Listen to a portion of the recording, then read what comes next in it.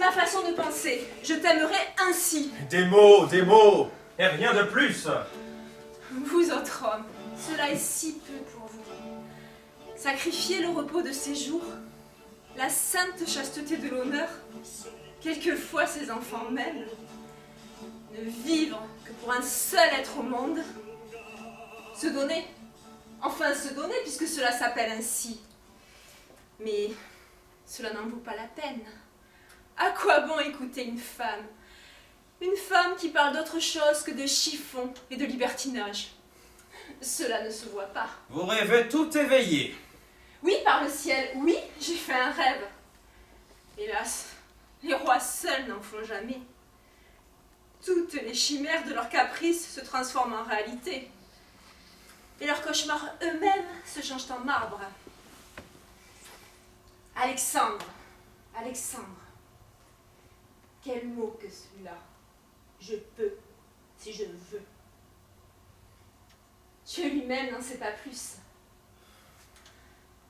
Devant ce mot, les mains des peuples se joignent dans une prière craintive, et le pâle troupeau des hommes retient son haleine pour écouter.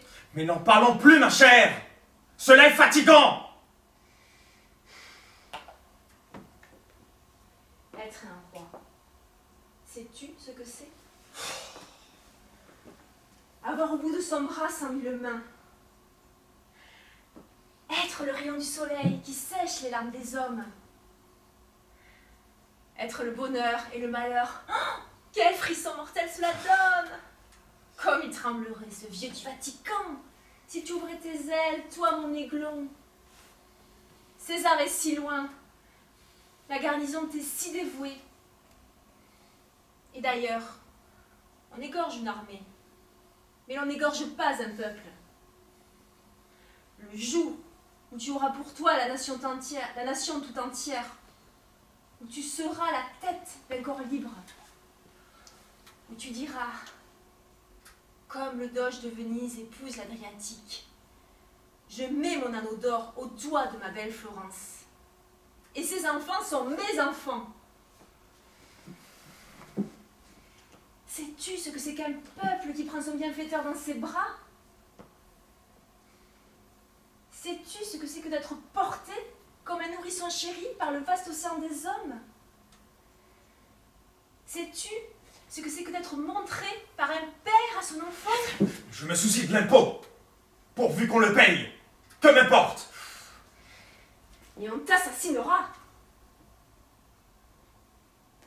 Les pavés sortiront de terre et t'écraseront. À la postérité, n'as-tu jamais vu ce spectre-là au chevet de ton lit? Ne t'es-tu jamais demandé ce que penseront de toi ceux qui sont dans le ventre des vivants? Tu vis, toi. Il est encore temps. Tu n'as qu'un mot à dire.